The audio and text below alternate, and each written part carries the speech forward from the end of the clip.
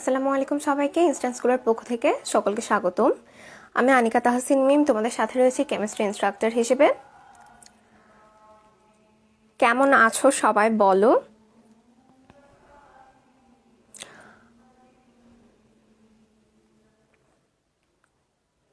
আচ্ছা, যারা লাইভটা জয়েন করছো তারা আমাকে কাইন্ডলি শুরুতে একটু জানিয়ে দিও আমাকে ঠিকভাবে শোনা যাচ্ছে কিনা এবং আমার ভয়েস ঠিকভাবে বোঝা যাচ্ছে কিনা বা বোর্ড ঠিকভাবে দেখা যাচ্ছে কিনা সবকিছু আমাকে একটু ক্লিয়ারেন্স দিয়ে দিও। আচ্ছা, যারা লাইভটা জয়েন করছো তারা কাইন্ডলি লাইভটা শেয়ার করে দাও যেন তোমাদের সাথে তোমাদের ফ্রেন্ডরাও পার্টিসিপেট করতে পারে আমাদের সাথে।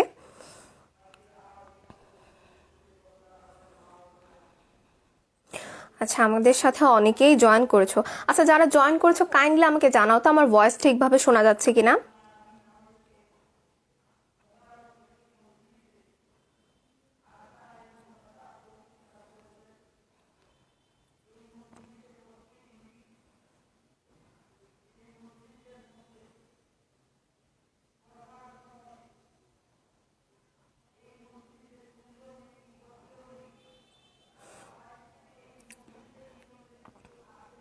একটু কাইন্ডলি কমেন্ট করো, দ্রুত একটু কমেন্ট করো, কমেন্ট করে জানাও। তোমরা ক্লিয়ারেন্স দিলে আমরা আজকে আমাদের ক্লাসটা শুরু করে দেব।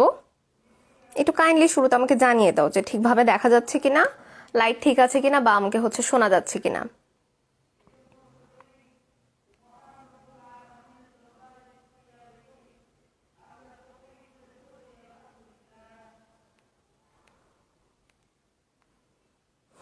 জি আপু, অল ক্লিয়ার।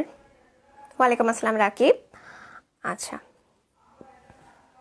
আচ্ছা, লাস্ট ক্লাসে আমরা একটা প্রশ্ন এসেছিল, আমি ঠিক মনে নেই তোমাদের মধ্যে কে প্রশ্নটা করেছিল। প্রশ্নটা ছিল যে আপু আইজেন মান কি। আমি রিয়েলি সরি, তোমার কমেন্টটা সামহাউ আমি স্কিপ করে গিয়েছিলাম, আমার চোখে পড়েনি কমেন্টটা, আমি সেজন্য রিপ্লাই করতে পারিনি। আচ্ছা, আইজেন মান কি সেটা যদি আমরা জানতে চাই, আচ্ছা যেহেতু অল ক্লিয়ার বলা হচ্ছে আমি স্টার্ট করে দিই না। আচ্ছা, ওয়ালাইকুম আসসালাম নরিন। আচ্ছা, সব ঠিক আছে।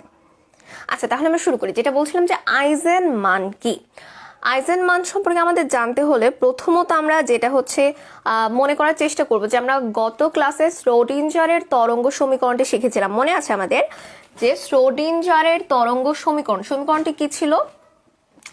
আমরা যদি একটু লিখি, সমীকরণটি ছিল d square by dx square into psi plus d square by dy square into psi plus d square psi dz square plus 8 pi square m by h square into e minus v whole into psi equals to 0. আমরা কি মনে করতে পারি আমাদের সমীকরণটি কি ছিল? শ্রোডিঞ্জারের তরঙ্গ সমীকরণটি আমাদের ছিল d square by dx square psi plus d square by d y square psi plus d square by dz square psi plus 8 pi square m by h square into E minus V whole into psi equals to 0। এই তো ছিল আমাদের সমীকরণটি। আচ্ছা, এখন আমাদের এই সমীকরণটা মূলত শ্রোডিঞ্জারের এই তরঙ্গ সমীকরণটা একটি দ্বিতীয় অন্তরক সমীকরণ। কি ধরনের সমীকরণ? দ্বিতীয় অন্তরক সমীকরণ। এই সমীকরণটা সমাধান করে তুমি যদি ই এর মান বের করো, কি করব আমরা? সমীকরণটা সমাধান করে যদি ই এর মান বের করি, সেই ক্ষেত্রে আমাদের ই এর জন্য আমরা যে কয়টা অর্থবহ মান পাবো সেই মানগুলোকে বলবো আমরা আইজেন মান। তাহলে কি হবে?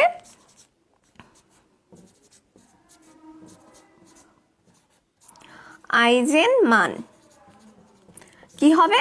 যে এই ই এর সমাধান মানে সমীকরণটি সমাধান করে আমরা ই এর জন্য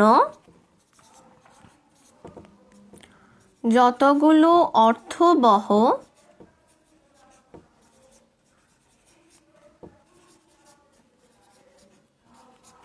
অর্থবহ মান পাবো, সেই মানগুলোকে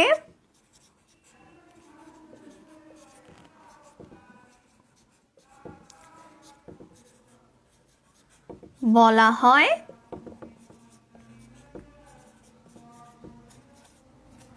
আইজেনমান।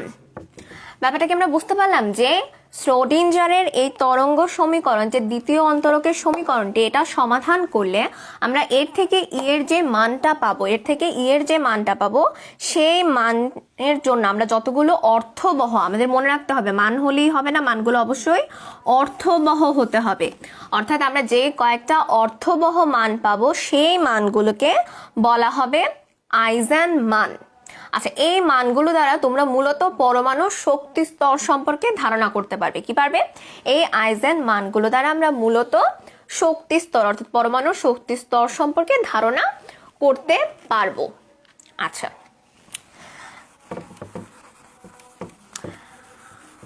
গত ক্লাস নিয়ে তোমাদের এছাড়া আর তেমন কোনো প্রশ্ন আমি পাইনি।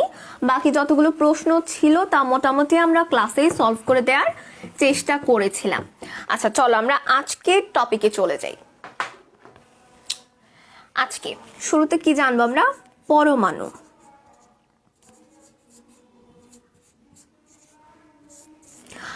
আমরা মোটামুটি হচ্ছে এই চ্যাপ্টারে অর্থাৎ গুণগত রসায়নের সেই শুরু থেকে এই পর্যন্ত এই 3-4টা ক্লাসে প্রায় প্রত্যেক দিনে যে ওয়ার্ডটা সবচেয়ে বেশি নিয়ে আলোচনা করেছি সেটা হচ্ছে পরমাণু। সেটা কি? সেটা হচ্ছে এই পরমাণু, তাই তো? এখন কথা হচ্ছে পরমাণু কি, তাই না আপু? পরমাণু জিনিসটা কি? আচ্ছা, পরমাণু যদি আমরা সংজ্ঞা দিতে চাই তাহলে হবে এরকম যে পরমাণু হচ্ছে মৌলের ক্ষুদ্রতম কণা, কোনো মৌলিক পদার্থের ক্ষুদ্রতম কণা যার নিজের কোনো স্বাধীন অস্তিত্ব নেই, তবে রাসায়নিক বিক্রিয়ায় সে সক্রিয়ভাবে অংশগ্রহণ করতে পারে, তাকে আমরা বলছি পরমাণু। কি বলছি? পরমাণুর ক্রাইটেরিয়া তাহলে কি কি? পরমাণু হচ্ছে মৌলিক পদার্থের ক্ষুদ্রতম কণা, মৌলিক পদার্থের ক্ষুদ্রতম। আমরা যদি একটু পয়েন্ট আউট করি কি কি দাঁড়াবে, যে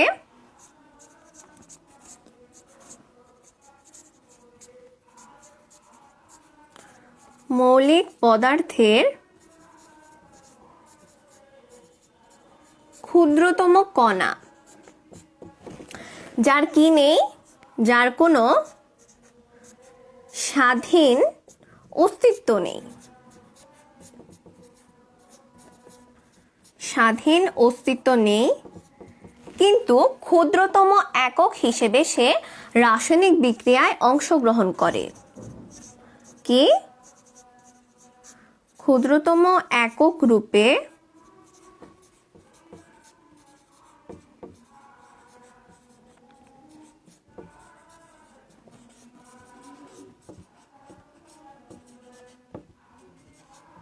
রাসায়নিক বিক্রিয়ায় অংশগ্রহণ করে।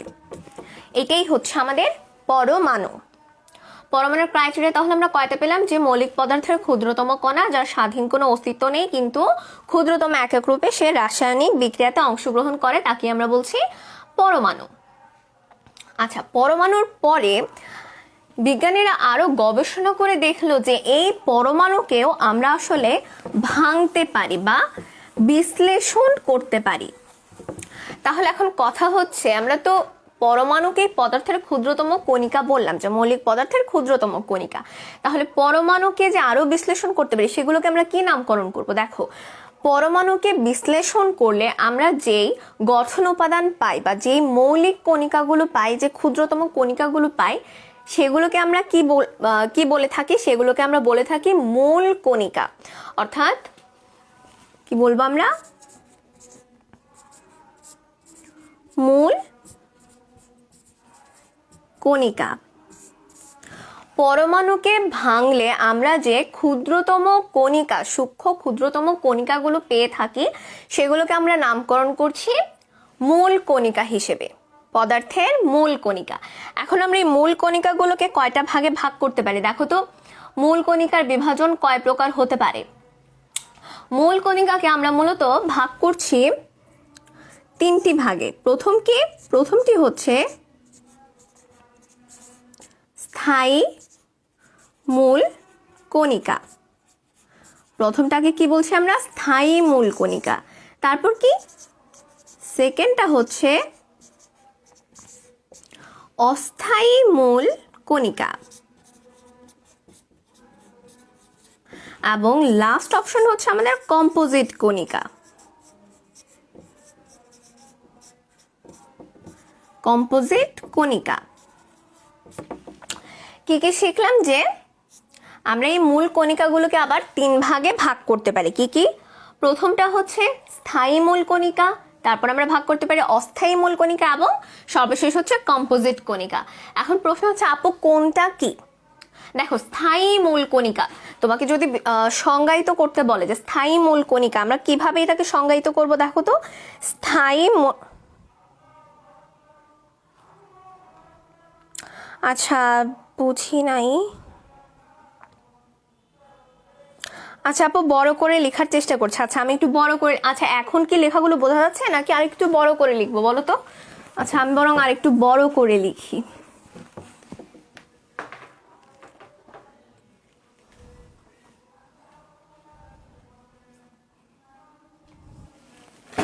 দেখো, আমরা মূল কণিকাকে ভাগ করছি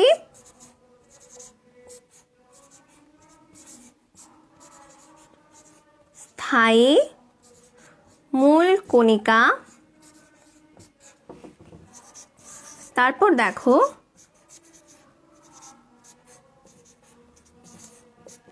অস্থায়ী মূল কণিকা এবং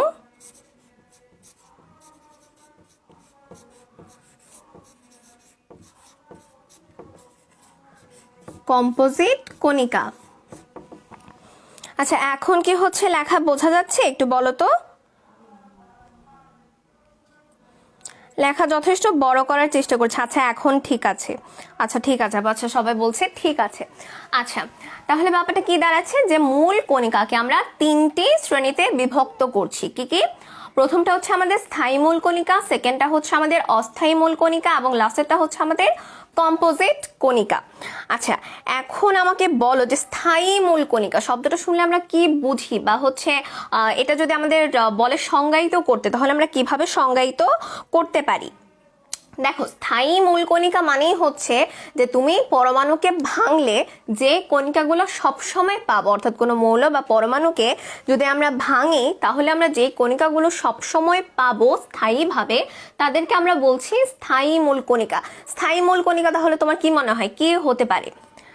দেখো, পরমাণুকে যখন আমরা ভাঙছি তখন নিউট্রন, প্রোটন এবং ইলেকট্রন, কি কি বললাম আমি? নিউট্রন, প্রোটন এবং ইলেকট্রন, এই 3টি কণিকা আমরা মূলত সবসময় পেয়ে থাকছি না। মূলত আমরা সবসময় পরমাণুর মধ্যে নিউট্রন, প্রোটন এবং ইলেকট্রনকে পাই, এই জন্য আমরা এই 3টি কণিকাকে বলছি স্থায়ী মূল কণিকা। এবার আসো অস্থায়ী মূল কণিকা। আপু গ্র্যাভিটন কোন ধরনের কণিকা? এই যে সৌরভ, তোমার প্রশ্ন উত্তর তুমি এখন পাচ্ছ। এই যে অস্থায়ী মূল কণিকা, এই জিনিসটা কি আপু? এখন অস্থায়ী মূল কণিকা হচ্ছে এমন কণিকা যা আমরা কোনো কোনো ক্ষেত্রে অল্প সময়ের জন্য কোনো পরমাণুতে পেয়ে থাকি অস্থায়ীভাবে, অর্থাৎ যা স্থায়ী থাকবে না পরমাণুতে, আমরা মাঝে মাঝে এটিকে পেয়ে থাকি। আচ্ছা এই ধরনের কি হতে পারে? কি কি কণিকা হতে পারে? এই ধরনের কণিকার মধ্যে থাকতে পারে neutrino, anti neutrino, Mason, boson বা এই যে গ্র্যাভিট্রন, এই ধরনের কণিকাগুলো হচ্ছে আমাদের অস্থায়ী মূল কণিকা। আচ্ছা তারপর আসে আমাদের কম্পোজিট কণিকা।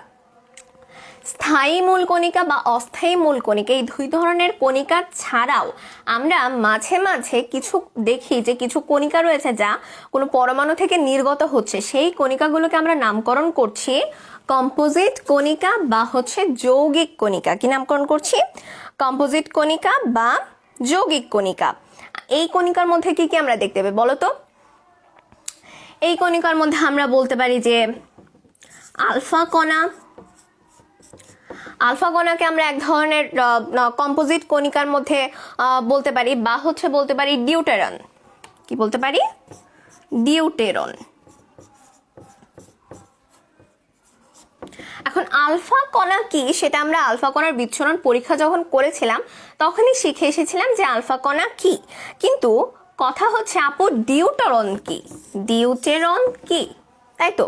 আমরা জানি যে দ্বিধনাত্মক হিলিয়াম নিউক্লিয়াসটাই মূলত হচ্ছে আমাদের আলফা কণা। তাহলে প্রশ্ন হচ্ছে ডিউটেরন কি? আচ্ছা, তোমরা অনেকেই জেনে থাকবে আমরা প্রকৃতিতে হাইড্রোজেনের মূলত 3টা আইসোটোপ পেয়ে থাকি। 3টা আইসোটোপের মধ্যে একটার নাম হচ্ছে ডিউটেরিয়াম।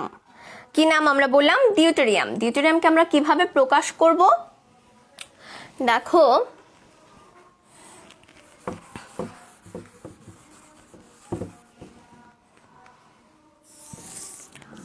ডিউটেরিয়ামকে আমরা মূলত প্রকাশ করে থাকি এভাবে। এখন এই ডিউটেরিয়ামের নিউক্লিয়াসটাকে আমরা মূলত ডিউটেরন বলে থাকি। ডিউটেরিয়ামের নিউক্লিয়াসকে, অর্থাৎ ডিউটেরিয়ামের নিউক্লিয়াস যার সংকেত হবে এটাকে আমরা বলি ডিউটেরন, যেখানে একটি প্রোটন এবং একটি নিউট্রন থাকবে। এর মধ্যে কি কি থাকবে? একটি নিউট্রন, একটি প্রোটন থাকবে। এই একটি নিউট্রন এবং একটি প্রোটন বিশিষ্ট ডিউটেরিয়ামের নিউক্লিয়াসটিকে আমরা নামকরণ করছি ডিউটেরন, যা আমাদের এক ধরনের কম্পোজিট কণিকা। বুঝতে পারলাম? আচ্ছা,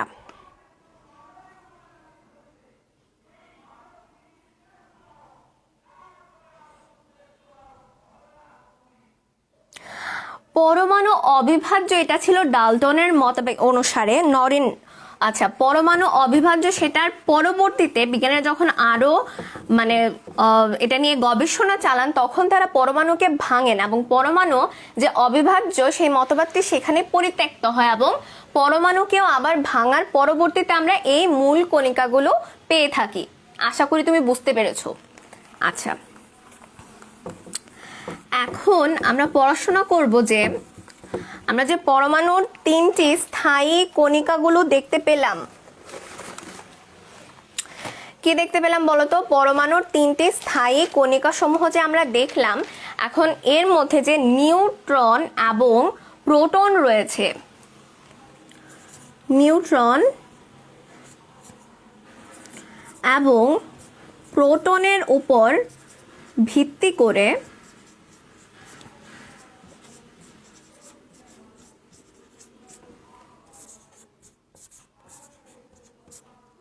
আমরা এই নিউট্রন এবং প্রোটনের উপর ভিত্তি করে মূলত মৌলসমূহকে আরো 3টি শ্রেণীতে বিন্যাস করি। কি করি? 3টি শ্রেণীতে বিন্যাস করি। কি কি? দেখো, আইসোটোপ,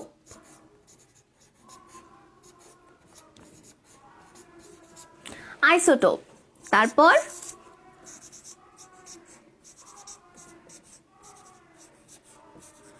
আইসোবার,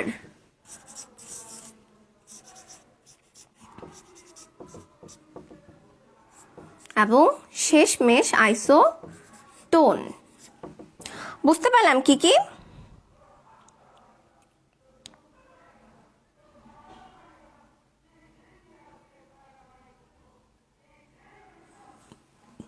আইসোটোপ, আইসোবার এবং আইসোটোন। আচ্ছা, এখন আমাদের ইন্টারের সিলেবাস বলো বা ইন্টারের পরীক্ষাগুলোতে বলো, এই 3টি বিষয় খুব ইম্পর্ট্যান্ট এবং আমরা ম্যাক্সিমাম পরীক্ষার ক্ষেত্রে এই প্রশ্নটা পেয়ে থাকি যে ওই পরমাণুর বা মৌলের আইসোটোপ কি কি, বা এদের আইসোবার কোনটা হবে, বা এর আইসোটোন কোনটা হবে, বা এদের সংজ্ঞা এবং এদের পার্থক্য অনেক ক্ষেত্রে এসে থাকে। আচ্ছা, তাহলে আমরা একটু বিস্তারিত জানার চেষ্টা করি। চলো, যে আইসোটোপ, আইসোটোপের ক্ষেত্রে কি হবে? আইসোটোপের ক্ষেত্রে আমরা ভাববো যে যখন প্রোটন সংখ্যা সমান হবে কিন্তু নিউট্রন সংখ্যা ভিন্ন হবে, তার কারণে টোটাল ভর সংখ্যাটা ভিন্ন হবে। অর্থাৎ পরমাণুর ক্ষেত্রে প্রোটন সংখ্যা সমান এইরকম পরমাণুকে আমরা বলবো পরস্পরের আইসোটোপ। আচ্ছা, আইসোটোপের উদাহরণ কি হতে পারে বলতো? আমরা যদি প্রকৃতিতে দেখি তাহলে আমরা দেখব যে হাইড্রোজেনের প্রকৃতিতে 3টে আইসোটোপ রয়েছে। কি কি? যেগুলোকে আমরা বলি হাইড্রোজেনের 3টি আইসোটোপ রয়েছে। কয়টি? হাইড্রোজেনের আইসোটোপ রয়েছে মোট প্রকৃতিতে তিনটি, যেগুলোকে আমরা প্রকাশ করব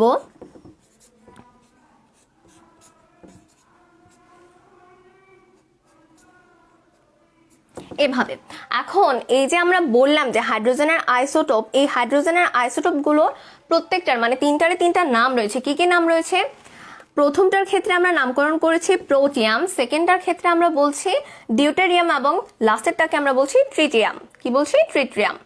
আচ্ছা, এখন এটাকে অনেক ক্ষেত্রে এইভাবেও সংকেত দেওয়া হয়, যেহেতু এটার নাম ডিউটেরিয়াম এবং এটা যেহেতু ট্রিটিয়াম, তাহলে এটাকে টি দ্বারা প্রকাশ করা হয়। এখন এখানে তোমাদের জন্য একটা মজার এমসিকিউ কোশ্চেন রয়েছে। কি এমসিকিউ কোশ্চেন? এমসিকিউ কোশ্চেনটা হচ্ছে যে ভারী পানি বা হেভি ওয়াটার কাকে বলা হয়, বা ভারী পানি বা হেভি ওয়াটারের সংকেত কি? তুমি দেখো যেখানে আমরা যে ডিউটেরিয়াম পড়লাম, এটার অক্সাইড, ডিউটেরিয়ামের অক্সাইডকে মূলত আমরা বলছি ভারী পানি বা হেভি ওয়াটার। কি বললাম আমরা? ভারী পানি বা হেভি ওয়াটার। এটার সংকেতটা মোস্ট ইম্পর্টেন্ট, অনেক ক্ষেত্রে এমসিকিউর ক্ষেত্রে এটা চলে আসতে পারে। তাই আমরা মনে রাখবো যে ভারী পানি বা হেভি ওয়াটার বলতে আমরা মূলত ডিউটেরিয়ামের অক্সাইডকে বুঝিয়ে থাকি, যার সংকেত D2O। বুঝলাম? আচ্ছা, এবার চলো আইসোটোপের আরেকটা এমসিকিউ পড়ি আমরা। সেটা হচ্ছে প্রকৃতিতে মোট কতটি আইসোটোপ রয়েছে? প্রকৃতিতে মোট আইসোটোপ রয়েছে 1300। কয়টা আইসোটোপ রয়েছে? প্রকৃতিতে আইসোটোপ রয়েছে মোট 1300। আচ্ছা, আরেকটা মোস্ট ইম্পর্টেন্ট তোমার অ্যাডমিশনের জন্য যেটা বেশ ইম্পর্টেন্ট একটা এমসিকিউ, সেটা হচ্ছে যে একাধিক কোন দুইটি পরমাণু ব্যতীত বাকি পরমাণুর একাধিক আইসোটোপ রয়েছে? অর্থাৎ আমাদের দুইটি এমন পরমাণু রয়েছে যাদের আইসোটোপ একটি করে। সেই পরমাণু দুইটি কি কি? পরমাণু দুইটি হচ্ছে সোডিয়াম এবং গোল্ড। কি কি বললাম? সোডিয়াম এবং গোল্ড, এই দুইটি পরমাণুর আইসোটোপ একটি করে। এখন প্রশ্ন হচ্ছে আমাকে কি দুইটাই দিবেন? না, আমাদের অপশনে যে কোনো একটা যখন আমরা দেখব তখনই আমরা সেটাতে টিক দিয়ে দিব, হয় সোডিয়াম না হয় গোল্ড। এটা মোস্ট ইম্পর্টেন্ট একটা এমসিকিউ যে একাধিক আইসোটোপ নেই এমন পরমাণু কোনটি, বা হচ্ছে কোন পরমাণুর ক্ষেত্রে একটি মাত্র আইসোটোপ থাকে। সেক্ষেত্রে আমাদের অ্যান্সার হবে হয় সোডিয়াম না হয় গোল্ড। আচ্ছা, তারপর কি আসে আমাদের আইসোবার। কি আসে? আইসোবার। আইসোবার কি বলতো? আইসোবার হচ্ছে যে ক্ষেত্রে আমরা ভর সংখ্যা সমান পাবো কিন্তু তাদের প্রোটন সংখ্যা ভিন্ন থাকবে। অর্থাৎ ভর সংখ্যা সমান হবে কিন্তু প্রোটন সংখ্যা ভিন্ন হবে, এমন পরমাণু দ্বয়কে আমরা পরস্পরের আইসোবার বলবো। আচ্ছা, আইসোবারের উদাহরণ কি হতে পারে দেখো তো? আইসোবারের উদাহরণ হতে পারে দেখো কপার এবং জিঙ্ক। আচ্ছা, দুটার ক্ষেত্রেই আমরা ভর সংখ্যা দেখব 64। কত? ভর সংখ্যা উভয় ক্ষেত্রে 64, কিন্তু প্রোটন সংখ্যা কপারের ক্ষেত্রে 29 এবং জিঙ্কের ক্ষেত্রে 30। অর্থাৎ আইসোবারের আমরা উদাহরণ যদি চাই তাহলে আমরা সংজ্ঞা দিয়ে, আর হ্যাঁ, সবসময় যখন আমরা সংজ্ঞা লিখবো আমরা চেষ্টা করবো সংজ্ঞার সাথে তার উদাহরণ লিখে দেওয়ার, তাতে হচ্ছে তুমি নাম্বারটা ভালো পাবে। আচ্ছা, তাহলে কি হলো যে কপারের ক্ষেত্রে আমরা ভর সংখ্যা পাচ্ছি 64 এবং জিঙ্কের ক্ষেত্রে আমরা ভর সংখ্যা পাচ্ছি 64, কিন্তু তাদের প্রোটন সংখ্যা হচ্ছে কপারের ক্ষেত্রে 29 এবং জিঙ্কের ক্ষেত্রে 30। আচ্ছা, এবার আসো আইসোটোন। কি আইসোটোন? আইসোটোন কি? আইসোটোন হচ্ছে যাদের নিউট্রন সংখ্যা সমান থাকবে কিন্তু ভর সংখ্যা বা প্রোটন সংখ্যা ভিন্ন থাকবে, তাদেরকে আমরা বলছি কি? আইসোটোন। আইসোটোনের ক্ষেত্রে নিউট্রন সংখ্যাটা আমরা সমান পাবো। আচ্ছা, এমন যদি খুঁজি তাহলে আমরা কি পেতে পারি বলতো?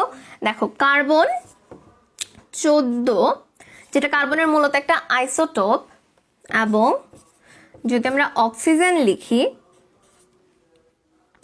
অক্সিজেনের ক্ষেত্রে এটা। আচ্ছা, ভর সংখ্যা নির্ণয় করে কিভাবে আমরা কি জানি? বা নিউট্রন সংখ্যা আমরা কিভাবে নির্ণয় করতে পারি? দেখো, আমরা যদি লিখি ভর সংখ্যা মূলত হচ্ছে আমাদের নিউট্রন এবং প্রোটন সংখ্যার যোগফল। কি বললাম? যে নিউট্রন এবং প্রোটন সংখ্যার যোগফলকে বলবো আমরা ভর সংখ্যা। তাহলে ভর সংখ্যা থেকে আমরা এখান থেকে নিউট্রন সংখ্যা বের করতে চাইলে আমরা ভর সংখ্যা থেকে প্রোটন সংখ্যা মাইনাস করলে পাবো আমাদের নিউট্রন সংখ্যা। এখন এখানে যদি তুমি মাইনাস করো, যে 14 থেকে 6 মাইনাস করলে তুমি পাচ্ছ 8, এখানেও 16 থেকে 8 মাইনাস করলে আমরা পাচ্ছি 8, অর্থাৎ উভয়ের নিউট্রন সংখ্যা সমান। আর আমরা জানি যে পরমাণুদ্বয় নিউট্রন সংখ্যা সমান তাদেরকে আমরা পরস্পরের আইসোটোন বলবো, কেননা আইসোটোনের ক্ষেত্রে নিউট্রন সংখ্যা সমান থাকে। আচ্ছা, এখন কথা হচ্ছে আপু, পরীক্ষার হলে গিয়ে যখন এই তিনটা একসাথে চলে আসে বা তিনটার একটাও আসে, তখন কেমন যেন গুলিয়ে যায় না, যে কোনটা হবে অ্যান্সার। এই জিনিসটা প্রায় সময় গুলিয়ে যায় যে কোনটা অ্যান্সার।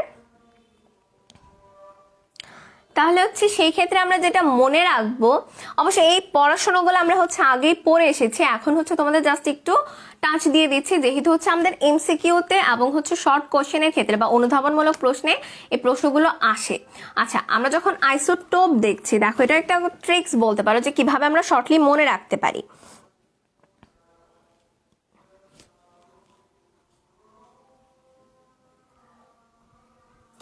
দেখো, আইসোটোপের লাস্টে আমরা পাচ্ছি পি, আমরা মনে রাখবো এই ক্ষেত্রে প্রোটন সংখ্যা সমান হবে।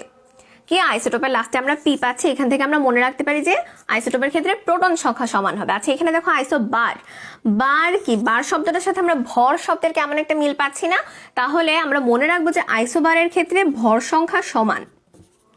কি হবে, ভর সংখ্যা সমান হবে। যেখানে ভর সংখ্যা সমান চাবে বা যখন আইসো বার আসবে তখন আমরা বুঝবো যে ভর সংখ্যা সমান। এবং দেখো আইসোটোন লাস্টে আমরা পাচ্ছি দন্ত ন বা ন উচ্চারণ আসছে, এখান থেকে আমরা মনে রাখবো যে নিউট্রন সংখ্যা সমান। কি বললাম, নিউট্রন সংখ্যা সমান। এই ছিল আমাদের আইসোটোপ, আইসোবার এবং আইসোটোন, যেগুলো মোটামুটি বাচ্চাকালের পড়া বলা যায়, জাস্ট তোমাদের একটু টাচ দেওয়ার জন্য আবার পড়ানো। আচ্ছা, নেক্সট টপিক হচ্ছে তোমাদের জন্য মোস্ট ইম্পর্টেন্ট টপিক বলা যায়, এবং এই টপিকটা নিয়ে তোমাদের বহু সমস্যা, যে সেটা হচ্ছে অরবিটাল। অনেকের প্রশ্ন এই পর্যন্ত পাই যে অরবিট আর অরবিটাল দুইটা কি আপু সেম?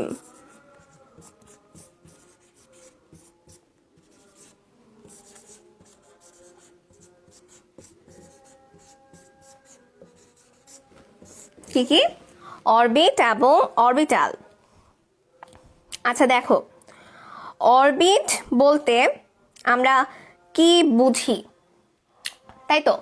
অরবিট বলতে আমরা বুঝি মূলত যে বোর পরমাণু থেকে আমরা ইলেকট্রনের কক্ষপথ সম্পর্কে যে ধারণা পেয়েছিলাম, যে ইলেকট্রনগুলো বৃত্তাকার কক্ষপথে আবর্তিত হয়, সেইটাই মূলত হচ্ছে আমাদের সেই বৃত্তাকার কক্ষপথগুলোকে আমরা বলে থাকি অরবিট বা শক্তি স্তর।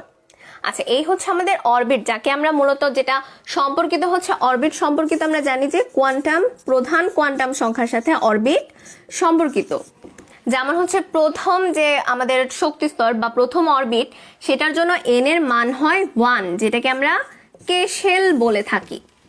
তার মানে অরবিট হচ্ছে আমাদের বোর মতবাদ অনুযায়ী যে ইলেকট্রন বৃত্তাকার কক্ষপথে ঘূর্ণায়মান থাকে, সেই কক্ষপথগুলোকে আমরা বলে থাকি অরবিট। এখন আসে অরবিটাল। আচ্ছা, অরবিটাল যেটা, সেটা হচ্ছে যে কোয়ান্টাম বলবিদ্যা থেকে আমরা মূলত যে ইলেকট্রনগুলো নিউক্লিয়াসের সব জায়গায় সমানভাবে থাকে না, যেটা আমরা জানি যে কোয়ান্টাম বলবিদ্যা থেকে ইলেকট্রনগুলো নিউক্লিয়াসের কাছে থাকতে পারে বা দূরে থাকতে পারে, বা কোনো জায়গায় এই ইলেকট্রনগুলোর ঘনত্ব বেশি থাকতে পারে, সেটা হচ্ছে 90 থেকে 95% পর্যন্ত একটা পার্সেন্টেজে থাকতে পারে। এই জায়গাটাকে মূলত আমরা বলছি যে অরবিটাল। কি বলছি? অরবিটাল। কোয়ান্টাম বলবিদ্যা থেকে আমরা বুঝতে পারছি যে এটা মূলত একটা তরঙ্গ ফাংশন বা তরঙ্গ টার্ম, যেটার সাথে রিলেটেড হচ্ছে অরবিটাল। এর থেকে আমরা ইলেকট্রনের যে অবস্থান সেটা সম্পর্কে বিস্তারিতভাবে বা সুন্দরভাবে সূক্ষ্মভাবে বুঝতে পারি, সেটা হচ্ছে আমাদের অরবিটাল।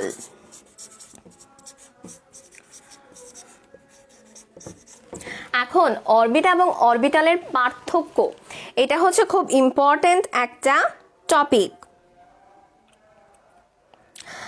এই যে অরবিটালের মধ্যে যে পার্থক্য সেটা হচ্ছে এখন আমরা শিখবো যে কোনটা অরবিট এবং কোনটা অরবিটাল, কোনটা থেকে আমরা বুঝবো যে এটা অরবিট আর কোনটা থেকে বুঝবো আমরা এটা অরবিটাল। দেখো অরবিটটা মূলত আমরা পেয়েছি বোর পরমাণু মডেল থেকে, যে ইলেকট্রনগুলো যে বৃত্তাকার কক্ষপথে আবর্তিত হচ্ছে সেই বৃত্তাকার কক্ষপথগুলোকে আমরা বলছি অরবিট।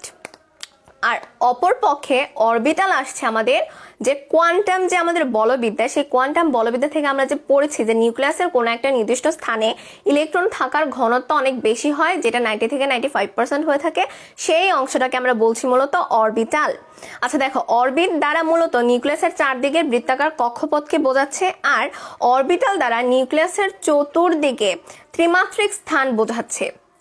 অরবিটাল হচ্ছে আমাদের ত্রিমাত্রিক স্থান নির্দেশ করছে, যেখানে এক্স ওয়াই জেড অক্ষ দ্বারা আমরা মূলত অরবিটাল প্রকাশ করছি, আর অরবিটের ক্ষেত্রে আমরা পাচ্ছি দ্বিমাত্রিক বৃত্তাকার কক্ষপথ।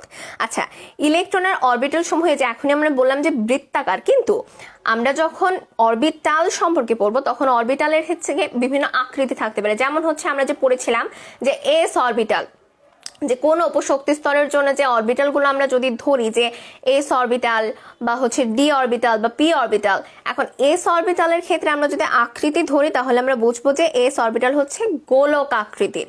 কি আকৃতির? এস অরবিটাল আমাদের গোলক আকৃতির। কিন্তু আমরা যখন পি অরবিটাল সম্পর্কে জানবো তখন আমরা দেখবো যে পি হচ্ছে ডাম্বেল আকৃতির। কি আকৃতির? ডাম্বেল আকৃতির। এবং এখানে দুইটি লোব রয়েছে পি অরবিটালে, এবং এটা ডাম্বেল আকৃতি। আর যদি আমরা ডি অরবিটাল সম্পর্কে দেখতে যাই তাহলে আমরা দেখতে পারবো যে ডি অরবিটাল হচ্ছে ডাবল ডাম্বেল আকৃতি। ডি অরবিটাল ডাবল ডাম্বেল আকৃতির এবং এটির 4টি লোব রয়েছে। আচ্ছা, অরবিট সমূহ আমি এখানে বলেই দিয়েছি যে প্রধান কোয়ান্টাম সংখ্যার সাথে ইন্টার রিলেটেড, মানে হচ্ছে যদি আমরা প্রথম অরবিট ধরি তাহলে সেখানে এন এর মান হবে 1। আর অরবিটালের ক্ষেত্রে যদি আমরা চিন্তা করি তাহলে অরবিটাল সমূহ প্রধান কোয়ান্টাম সংখ্যা সহকারী কোয়ান্টাম সংখ্যার সাথে তো রিলেটেড অবশ্যই, কিন্তু সেটা অবশ্যই আমাদের চৌম্বকীয় যে কোয়ান্টাম সংখ্যা তার দ্বারা অরবিটালের সংখ্যা আমরা নির্ণয় করতে পারি। কি আসলে ব্যাপারটা, যে আমাদের অরবিটাল একদিক দিয়ে আমাদের অরবিটাল হচ্ছে প্রধান কোয়ান্টাম সংখ্যা এবং সহকারী কোয়ান্টাম সাথে ইন্টার রিলেটেড, এবং অরবিটাল সংখ্যা মানে কয়টা অরবিটাল থাকবে সেটা যখন তুমি নির্ণয় করতে যাবে তখন তোমার যে চৌম্বকীয় কোয়ান্টাম সংখ্যা সেটার প্রয়োজন হবে। আচ্ছা, অরবিটাল সমূহকে আমরা কি দিয়ে প্রকাশ করি? দেখো, অরবিটাল সমূহকে আমরা মূলত প্রকাশ করি যে S P D F G, এইসব স্মল লেটারের S P D F G এগুলো দ্বারা আমরা মূলত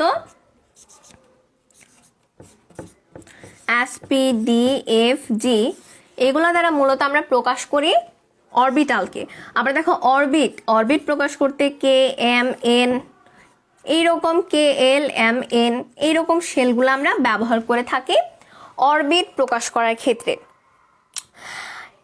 আমরা যদি হচ্ছে এখন চিন্তা করি যে ইলেকট্রন ধারণ ক্ষমতার সূত্র কি হবে, যদি আমরা অরবিটের ক্ষেত্রে চিন্তা করি তাহলে আমরা বলবো যে অরবিটের সর্বোচ্চ ইলেকট্রন ধারণ সংখ্যা হবে 2n²। আমরা এটা আগে শিখেছিলাম, তাই না? অরবিটের ক্ষেত্রে আমরা জানি 2n² সংখ্যক ইলেকট্রন থাকতে পারে। আর অরবিটালের ক্ষেত্রে কি হবে? অরবিটালের ক্ষেত্রে আমরা জেনেছি যে প্রত্যেকটি অরবিটালে বিপরীত স্পিন যুক্ত সর্বাধিক 2টো করে ইলেকট্রন থাকতে পারে। অরবিটালের ক্ষেত্রে বিপরীত স্পিন যুক্ত সর্বাধিক 2টা করে ইলেকট্রন থাকতে পারে। এই হচ্ছে আমাদের মূলত বেসিক অরবিট এবং অরবিটালের মধ্যকার পার্থক্য। আচ্ছা, অরবিট এবং অরবিটালের পার্থক্য যদি হচ্ছে তোমার অনুধাবনমূলক প্রশ্নের মধ্যে আসে তাহলে তুমি যেটা করবে সেখানে হচ্ছে 3 বা 4টে ছক করে 3 থেকে 4টে তুমি পার্থক্য দিয়ে দিবে। এবং যদি তোমার কিসে আসে বলো তো, যে 4 নাম্বার অর্থাৎ ঘ নাম্বারের প্রশ্ন বা গ নাম্বারের প্রশ্ন আসে, সেক্ষেত্রে হচ্ছে 6 থেকে 7টি বইয়ের মধ্যে পেয়ে যাবে, এগুলো তোমরা দিয়ে দিবে। আচ্ছা, অতঃপর দেখো আমরা মেইন এই টপিকের যে পড়াশোনা,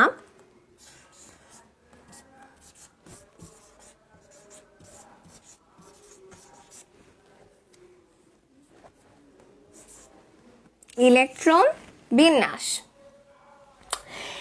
ইলেকট্রন বিন্যাস বলতে আমরা কি বুঝি বলতো? যে ইলেকট্রন বিন্যাস হচ্ছে আমরা যখন কোয়ান্টাম বলবিদ্যা অনুসারে আমরা জানি যে কোনো পরমাণুর নির্দিষ্ট সংখ্যক ইলেকট্রন নির্দিষ্ট ওই পরমাণুর বিভিন্ন শক্তি স্তরের নির্দিষ্ট উপশক্তি স্তরের বিভিন্ন অরবিটালের মধ্যে কি বলে এটাকে, বিন্যস্ত থাকে, তাই না, সুন্দরভাবে বিন্যস্ত থাকে। এই যে বিন্যস্ত থাকা, এটাই হচ্ছে মূলত আমাদের ইলেকট্রন বিন্যাস। অর্থাৎ ইলেকট্রনগুলো কিভাবে পরমাণুতে বিন্যস্ত থাকবে বা সুসজ্জিত থাকবে সেই ব্যাপারটাকে আমরা বলছি ইলেকট্রন বিন্যাস। এখন ইলেকট্রন বিন্যাসের ক্ষেত্রে আমরা মূলত 3টি নীতি আমরা নিয়ে আলোচনা করব। নীতিগুলো কি কি? ইলেকট্রন বিন্যাসের ক্ষেত্রে যে নীতিগুলো নিয়ে আমরা আলোচনা করব সেগুলো হচ্ছে পাউলির বর্জন নীতি,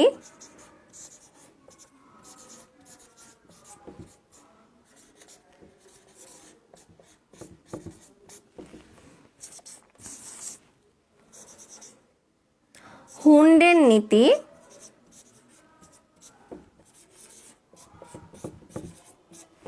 এবং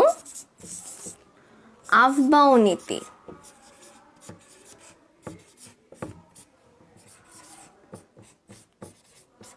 কি কি? পাউলির বর্জন নীতি, হুন্ডের নীতি এবং আফবাউ নীতি।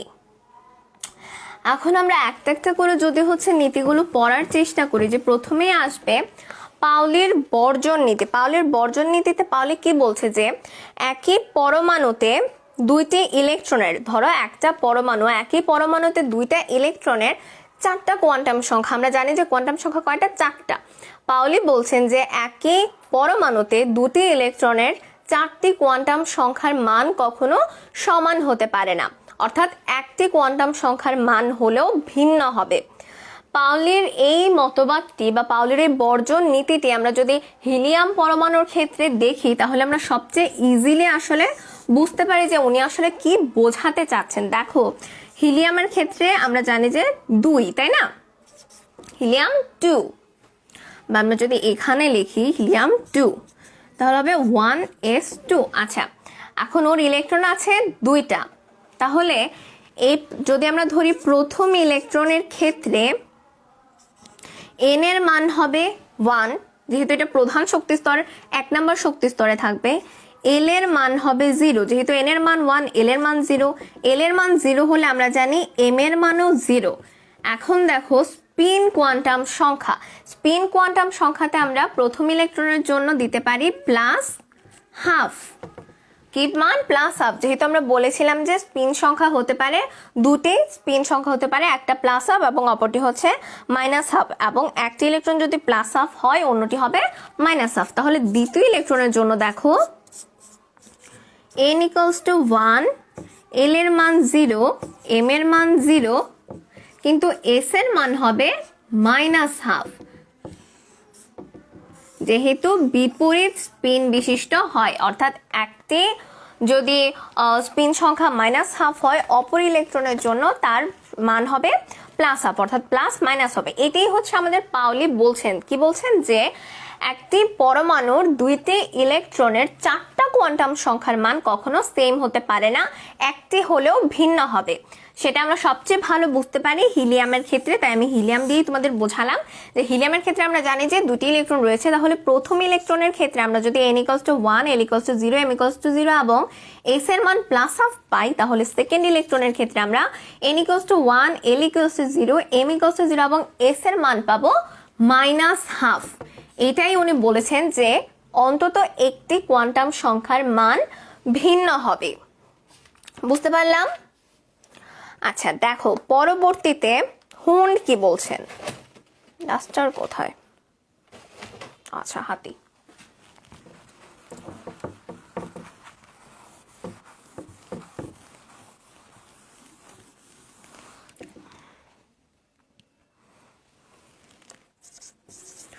সেকেন্ড আমরা শিখছি হুন্ডের নীতি।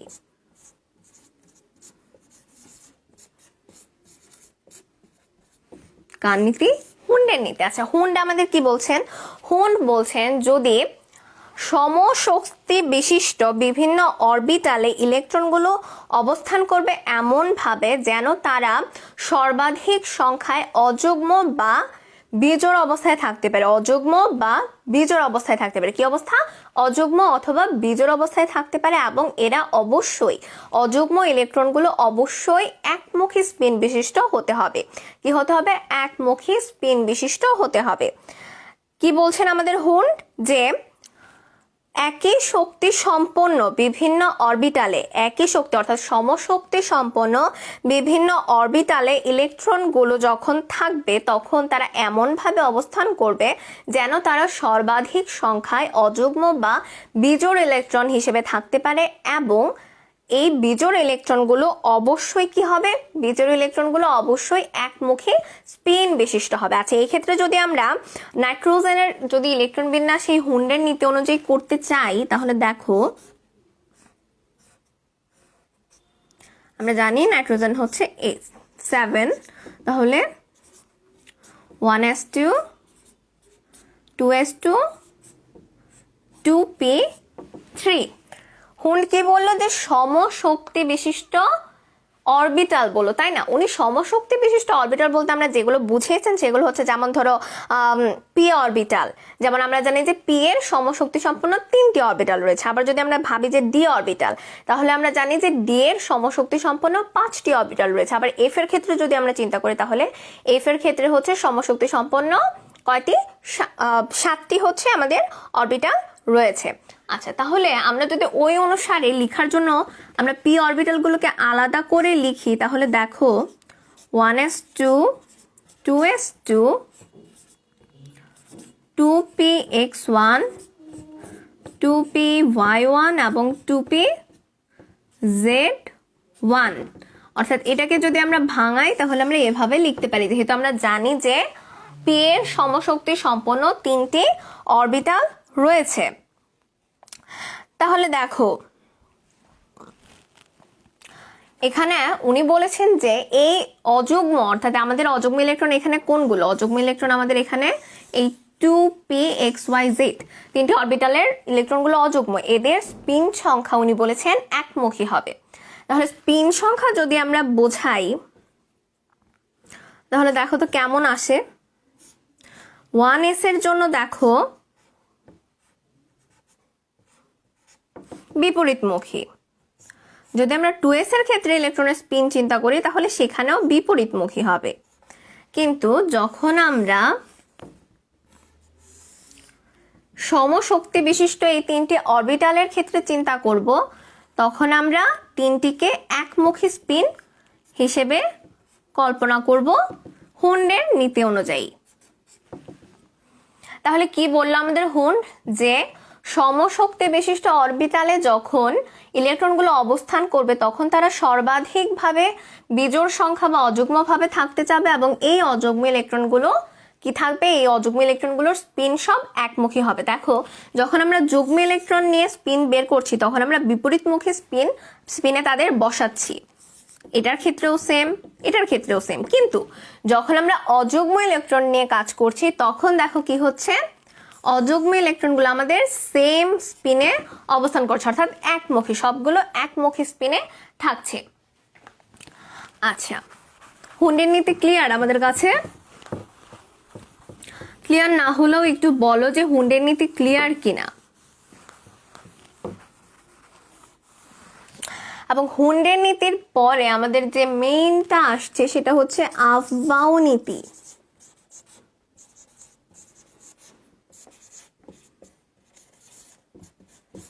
কি পড়ছি? আফবাউ নীতি। আফবাউ নীতিটা আসলে কি? আফবাউ নীতির মূল কথাটা হচ্ছে যে ইলেকট্রন সমূহ বিন্যস্ত হওয়ার ক্ষেত্রে প্রথমত নিম্ন শক্তির অরবিটালগুলো পূরণ করবে এবং পরবর্তীতে সে উচ্চ শক্তির অরবিটালে যাবে। অর্থাৎ প্রথমত নিম্ন শক্তির অরবিটালগুলো ফিল আপ করবে এবং তারপরে সে উচ্চ শক্তির অরবিটালে প্রবেশ করবে। অর্থাৎ উচ্চ ক্রম বোঝাতেই মূলত আমরা এই আফবাউ শব্দটাকে ব্যবহার করি। আচ্ছা, আফবাউ কি ধরনের শব্দ সেটাকে আমরা জানি, যে আফবাউ শব্দটির মানে কি বা আফবাউ শব্দটি কোথা থেকে আসে জানি আমরা। দেখো তো কমেন্ট করে আমাকে জানাও তো কেউ জানো কিনা যে আফবাউ শব্দটা কোথা থেকে এসেছে।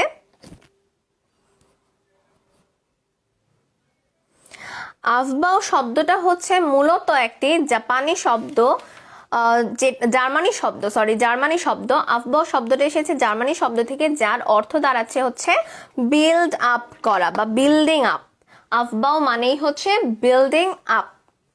আচ্ছা, এখন আফবাউ নীতি অনুসারে আমরা যেটা শিখবো যে হচ্ছে আফবাউ নীতি অনুসারে আমাদের বলছে যে আমরা যেরকম ভাবে ছোট সময় শিখেছি না দাগ কেটে কেটে, সেটাকে এখন আর আমাদের শেখানোর দরকার আছে? আমার তো মনে হয় না। এভাবে যে দাগ কেটে শিখেছিলাম সেটা আসলে এখন দরকার নেই।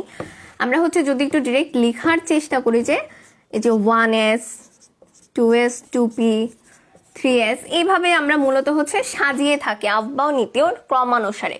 কিন্তু আমরা মূলত এখানে যেটাতে ফোকাস করব সেটা হচ্ছে আফবাওনিতির ব্যতিক্রম। এখানে দুই ধরনের ব্যতিক্রম আমরা দেখতে পাই, আমরা মূলত ব্যতিক্রমগুলোতে এখানে ফোকাস করব। আচ্ছা, কি ধরনের ব্যতিক্রম দেখো তো। আফবাওনিতি অনুসারে মূলত হচ্ছে আমরা শিখব যে নিম্ন শক্তি স্তরে ইলেকট্রন ফিল আপ করে আগে এবং তারপর উচ্চ শক্তি স্তরে সে প্রবেশ করে। কিন্তু ব্যতিক্রমে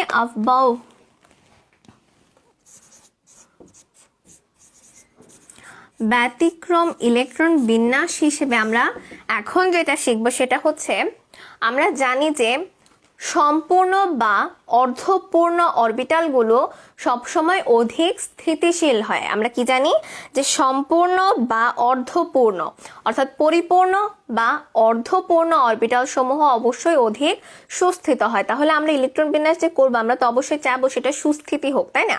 তাহলে আমরা অর্ধপূর্ণ বা পূর্ণ বলতে আমরা কি বুঝি? যদি দেখো আমরা এনএস আমরা জানি যে সর্বোচ্চ 2টা ইলেকট্রন থাকতে পারে, তাই না, এস অরবিটালে। তাহলে সেখানে 2টা হলে আমরা পরিপূর্ণ বলছি এবং NS1 এর ক্ষেত্রে হচ্ছে অর্ধপূর্ণ। আবার দেখো NP এর ক্ষেত্রে 3টা হলে হবে অর্ধপূর্ণ এবং 6টা হলে পরিপূর্ণ। আবার যদি আমরা ডি এর ক্ষেত্রে চিন্তা করি, যদি 5টা হয় সেক্ষেত্রে হবে এটি একটি অর্ধপূর্ণ অরবিটাল এবং ND 10 হলে আমরা জানি যে এটা হবে সম্পূর্ণ একটি পরিপূর্ণ অরবিটাল। আচ্ছা, আমরা হচ্ছে যেটা বলতে চাচ্ছি যে এই অর্ধপূর্ণ বা পূর্ণ অরবিটালগুলো হচ্ছে মূলত অধিক স্থিতিশীল, যার কারণে অনেক ক্ষেত্রে আমরা যে সিরিয়ালটা মেনটেন করার চেষ্টা করি যে হচ্ছে নিচু শক্তি স্তর থেকে আস্তে আস্তে পূর্ণ করে ইলেকট্রনগুলো উচ্চ শক্তি স্তরে যায়, সেই নীতিতে একটু ব্যাঘাত ঘটে থাকে। এই ব্যাঘাতটা আমরা যদি একটু খেয়াল করি তাহলে আমরা ক্রোমিয়াম কি করব,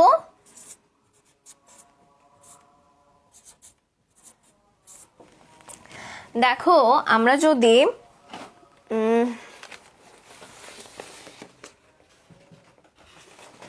দেখো ক্রোমিয়াম 24 এর যদি আমরা ইলেকট্রন বিন্যাস করতে চাই তাহলে দেখো তো কি আসে, যে 1s2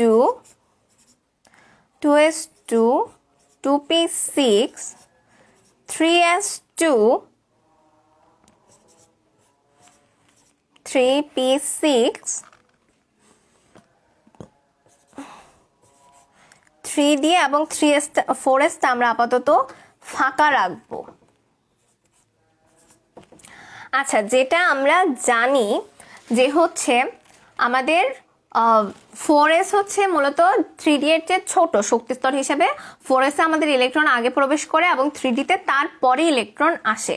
তাহলে এখানে আমরা পেলাম কয়টা, 10টা, 4 দিয়ে 18টা। হ্যাঁ, 18টা, আর আমাদের 6টা ইলেকট্রন হলে 24টা ইলেকট্রন হবে। এখন হিসেব মতে আমাদের এখানে 2টো এবং এখানে 4টা হওয়ার কথা ছিল, তাই না? আমরা জানি যে নিম্ন শক্তি স্তর ফিল আপ করে তারপরে ইলেকট্রন উচ্চ শক্তি স্তরে গমন করে। সেই হিসাব অনুযায়ী আমাদের আগে 4s2 ফিল আপ হয়ে তারপর বাকি 4টা ইলেকট্রন 3d তে আসার কথা ছিল, যদি সেটা সাধারণ আফবাও নীতি অনুসারে হতো।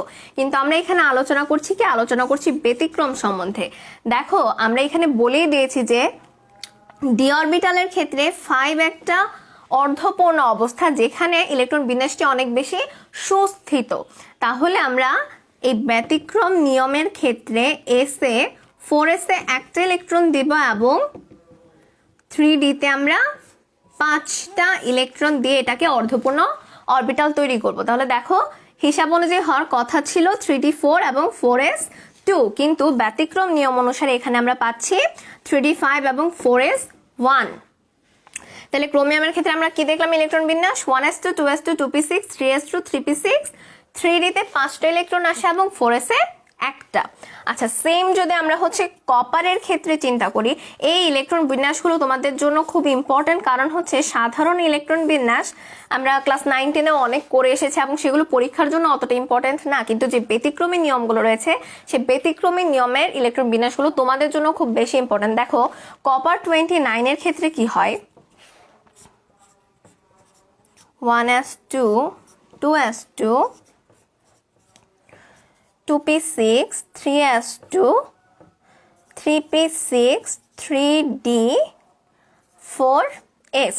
আমরা একটু খালি রাখবো। কেন খালি রাখবো? দেখো আমাদের আর হাতে ইলেকট্রন কটা লাগবে, দেখো তো এখানে হয়েছে 18 আর 11টা ইলেকট্রন আমাদের রয়েছে। আমরা জানি যে 3Dর যে 4s অরবিটালটি ছোট হয় বা কম শক্তি সম্পন্ন হয়, আমাদের 4s এ আগে যাওয়ার কথা 2টা ইলেকট্রন এবং অতঃপর বাকি 9টা ইলেকট্রন আসার কথা এইখানে, তাই তো? হিসাব তো আমাদের তাই বলে, কিন্তু আমরা যেহেতু এখানে ব্যতিক্রম আলোচনা করছি সেক্ষেত্রে আমরা জানি 3D10 হলে অরবিটালটা সম্পূর্ণ পূর্ণ হয়। কি হয়? পরিপূর্ণ একটা অরবিটাল হয় যা অধিক সুস্থিত। তাই আমরা কপারের ক্ষেত্রেও এখানে 4s এ একটা দিব ইলেকট্রন এবং এটাকে একটি পূর্ণ অরবিটাল তৈরি করব। বুঝতে পারলাম আমরা ব্যতিক্রমটা, যে এখানে 1s2 2s2 2p6 3s2 3p6 3d10 এবং 4s 1 হবে, অর্থাৎ 4s এ একটা ইলেকট্রন যাবে এবং ওখান থেকে আরেকটা ইলেকট্রন ডিতে এসে 3d10 করে অরবিটালটাকে পরিপূর্ণ করবে যা অধিক সুস্থিত। এটা গেল আমাদের এক ধরনের ব্যতিক্রমী নিয়ম। আচ্ছা, আমাদের আরেকটা ব্যতিক্রম যেটা রয়েছে সেটা আমরা শিখব, যে দেখো আমাদের n+1d এবং nf এই দুইটা শক্তির পার্থক্য, শক্তি স্তরের পার্থক্য খুবই কম, যার কারণে এই দুইটাতে ইলেকট্রন যাওয়ার ক্ষেত্রে অনেক সময় একটু সমস্যা বা ওভারক্রসিং আমরা এই সমস্যা হচ্ছে পেয়ে থাকি। তার জন্য এখানেও একটা ব্যতিক্রমী নিয়ম রয়েছে। কি ধরনের ব্যতিক্রমী নিয়ম? দেখো আমরা যদি ল্যান্থেনামের ক্ষেত্রে, ল্যান্থেনাম 57 এটা হচ্ছে মোটামুটি অনেক বড় ধরনের একটা ইলেকট্রন বিন্যাস এবং মোস্ট ইম্পর্টেন্ট। তোমার যদি একটা ইলেকট্রন বিন্যাস আসে তাহলে তুমি যদি ধরে নিতে পারো সেক্ষেত্রে ল্যান্থেনাম আসার প্রায়োরিটি বা পসিবিলিটি অনেক বেশি থাকে। ল্যান্থেনামের ইলেকট্রন বিন্যাস যদি আমরা একটু করতে চাই তাহলে দেখো 1s2 2s2 2p6 3s2 3p6 3d10 4s2 4p6 4d10 4f-টা আমরা আপাতত ফাঁকা রাখবো, 5s2 5p6 5d এবং 6s2।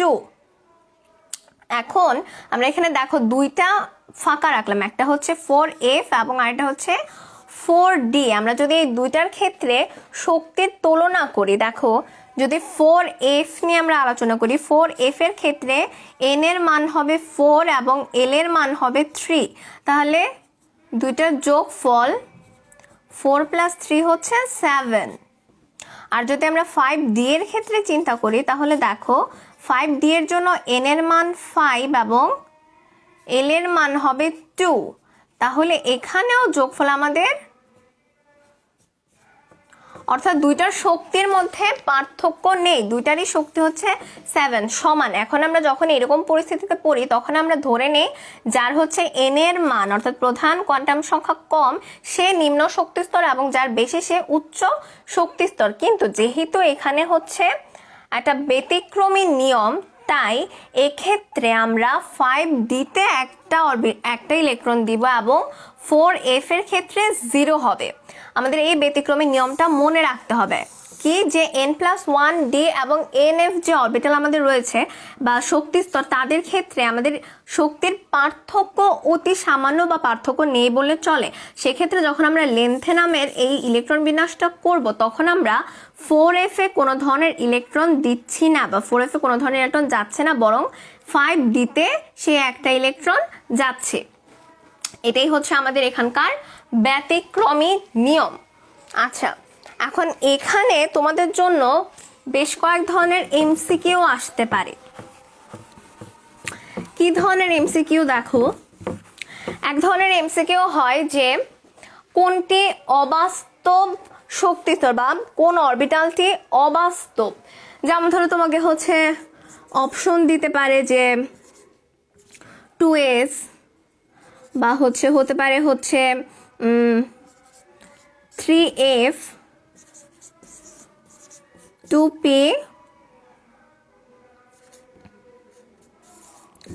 3d। আচ্ছা, আমাকে একটু জানাও তো যে কোন অরবিটালটা এখানে অবাস্তব। যারা সাথে আছো একটু কমেন্ট করো, কমেন্ট করে আমাকে জানাও যে এখানে কোনটি অবাস্তব। অবাস্তব কোনটি বলো তো আমাকে।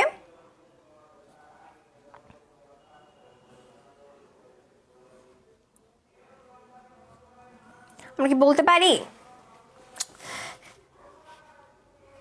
যে কোনটি অবাস্তব?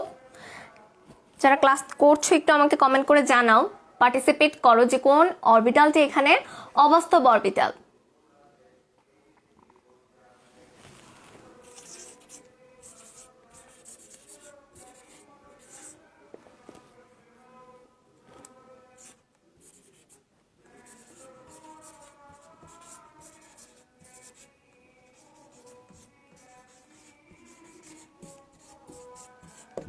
কোন অরবিটালটি অবাস্তব? 2s বা 3f বা 2p বা 3d, কোনটি অবাস্তব অরবিটাল আমাকে জানাও।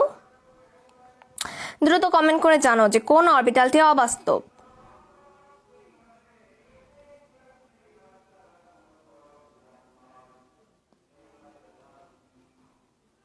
আমি কি বলতে পারি কোনটা অবাস্তব অরবিটাল?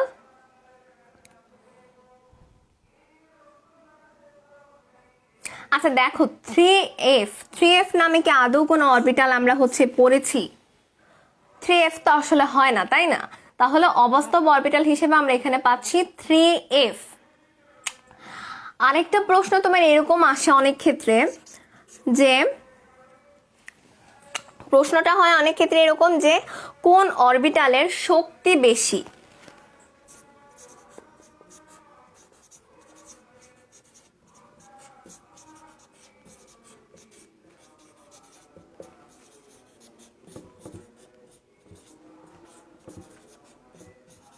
কি বললো? কোন অরবিটালের শক্তি বেশি? আচ্ছা, তোমাকে যদি অপশন দেয়, কি কি অপশন দিতে পারে? যে 4s 3p 3d 4f 4s 3p 3d এবং 4f।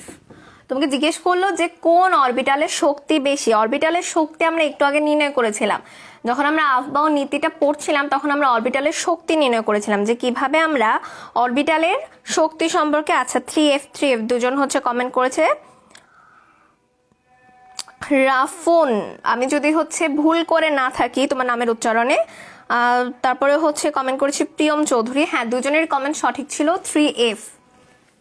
আচ্ছা, এখন এটাতে আসো যে কোন অরবিটালের শক্তি বেশি কিভাবে আমরা নির্ণয় করতে পারি। দেখো তো 4s এর জন্য n এর মান কত? দেখো তো n এর মান হবে 4 এবং l এর মান হবে s এর জন্য 0, তাই তো?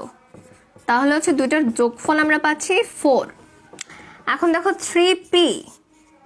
3p এর জন্য n এর মান 3 এবং l এর মান হবে 1, তাহলে 3 + 1 এটাও 4। আচ্ছা, তারপরে দেখো তো 3d এর ক্ষেত্রে n হবে 3 আর ডি এর জন্য এল এর মান আমরা কত পাবো 2, তাহলে কত হবে 5। আর লাস্টের আমাদের অপশন হচ্ছে 4f। 4f এর জন্য আমরা n এর মান পাচ্ছি 4 এবং l এর মান পাচ্ছি 3, তাহলে দুইটার যোগফল হচ্ছে 7। কেউ কি আমাকে অ্যান্সার করেছো? আমি কিন্তু অ্যান্সার অলরেডি বের করে ফেলেছি, তাও যদি কেউ অ্যান্সার করো আমি পিক করি। 3D সবাই বলছে 3D। 3D কেন হবে আমাকে বলো তো? এই যে আমি বের করলাম, তাহলে দেখো তো 4f এর ক্ষেত্রে আমার যোগফল সবচেয়ে বেশি এসেছে, কত এসেছে 7 এসেছে। তাহলে আমাদের কোনটার মান সবচেয়ে বেশি? আমরা অরবিটালের শক্তি কিভাবে নির্ণয় করব? অরবিটালের কোনটার শক্তি বেশি সেটা আমরা বের করব প্রধান কোয়ান্টাম সংখ্যা এবং সহকারী কোয়ান্টাম সংখ্যার যোগফল থেকে। যার প্রধান কোয়ান্টাম সংখ্যা এবং সহকারী কোয়ান্টাম সংখ্যার যোগফল যত বেশি তার শক্তি তত বেশি। তাহলে এক্ষেত্রে আমরা দেখলাম 4f। আচ্ছা, যাদের উত্তর ভুল হয়েছে তারা আমার সাথে একটু মিলিয়ে ঠিক করে নাও যে কিভাবে 4f হলো। কিভাবে 4f হলো আপু? দেখো 4f এর জন্য n এর মান পাচ্ছি আমরা 4 এবং l এর মান পাচ্ছি 3, দুইটার যোগফল আমরা পাচ্ছি 7, যা বাকি তিনটা থেকে বড়। সে কারণে আমাদের সবচেয়ে বড় অরবিটাল কোনটা হবে? সবচেয়ে বড় অরবিটাল হবে আমাদের 4f অরবিটালটি। বুঝতে পারলাম আমরা? আচ্ছা, এই কয়টা এমসিকিউ এখান থেকে মোটামুটি বলা যায় যে ইম্পর্টেন্ট এমসিকিউ। ইলেকট্রন বিন্যাসের ক্ষেত্রে আমরা মূলত আফবাউ নীতিটাই ফলো করে থাকি। এখন তোমাদের কাজ হচ্ছে তোমাদের যে পরমাণুর ইলেকট্রন বিন্যাস করতে মন চাবে, যে মৌলটা মাথায় আসবে সেটা নিয়ে খাতা কলম নিয়ে বসে যাবে এবং ইলেকট্রন বিন্যাস করার চেষ্টা করবে। যেখানে সমস্যা হবে বা পারবে না বলে মনে হচ্ছে সেখানে হচ্ছে আমাদের ইনস্ট্যান্ট স্কুলের যে পেজ রয়েছে আমাদেরকে হচ্ছে মেসেজ দিয়ে দেবে, আমরা হচ্ছে ইনস্ট্যান্টলি তোমাদের সেটা সমাধান করে দেওয়ার চেষ্টা করব। আচ্ছা, আমাদের আজকে লাস্ট টপিক ছিল বর্ণালী বিষয়ে। আমরা বলেছিলাম একটু আলোচনা করব। বর্ণালীতে আসলে যেটুকু পড়ার সেখানে বোঝানোর তেমন কোনো ব্যাপার নেই। বর্ণালী বলতে আমরা মূলত কি বলছি, যে কোনো পরমাণু থেকে নির্গত কোনো রশ্মি, যখন কোনো রশ্মি নির্গত হয় সেগুলোকে আমরা মূলত বর্ণালী বলে থাকি। আমরা কি কি ধরনের রশ্মি পাই বলতো? আমরা মহাজাগতিক রশ্মি পাই, এক্স রে, ইউভি রে, বা যেটাকে আমরা অতিবেগুনি রশ্মি বলে থাকি। এক্স রে বাংলাকে আমরা বলে থাকি রঞ্জন রশ্মি, বা দৃশ্যমান আলোক রশ্মি, মাইক্রোওয়েভ, অবলোহিত রশ্মি, এই ধরনের রশ্মিগুলো আমরা পাই। তোমাদের কাজ যেটা সেটা হচ্ছে যে রশ্মিগুলো রয়েছে আমরা প্রত্যেকটা রশ্মির তরঙ্গ দৈর্ঘ্যের যে মান, বই খুললেই হচ্ছে দেখতে পাবে তরঙ্গ দৈর্ঘ্যের একটা রেঞ্জ রয়েছে বা মান রয়েছে, সেই রেঞ্জগুলো তোমরা মুখস্থ করবে। এবং দৃশ্যমান আলোক রশ্মি অর্থাৎ বেনিয়া, সহকলা, বেগুনি, নীল, আসমানি, সবুজ, হলুদ, কমলা, লাল, এই যে 7টা বর্ণ, স্পেশালি এই 7টা বর্ণের যে রেঞ্জ রয়েছে অর্থাৎ কত থেকে 380 থেকে 780 ন্যানোমিটার পর্যন্ত আমাদের যে রেঞ্জটা রয়েছে এটার ভাগ করে দেয়া রয়েছে। দেখবে যেমন আমি যদি একটু বলে দেওয়ার চেষ্টা করি যে বেগুনি রয়েছে 380 থেকে 424 ন্যানোমিটার, এটুকু হচ্ছে আমাদের বেগুনি রশ্মি বা বেগুনি রঙের জন্য তরঙ্গ দৈর্ঘ্য। আমরা যদি নীলের জন্য দেখি তাহলে 424 থেকে আমরা 450 ন্যানোমিটার পর্যন্ত পাবো। তারপর দেখো আসমানির ক্ষেত্রে 450 থেকে 500 ন্যানোমিটার পর্যন্ত আমরা আসমানি রং পাবো।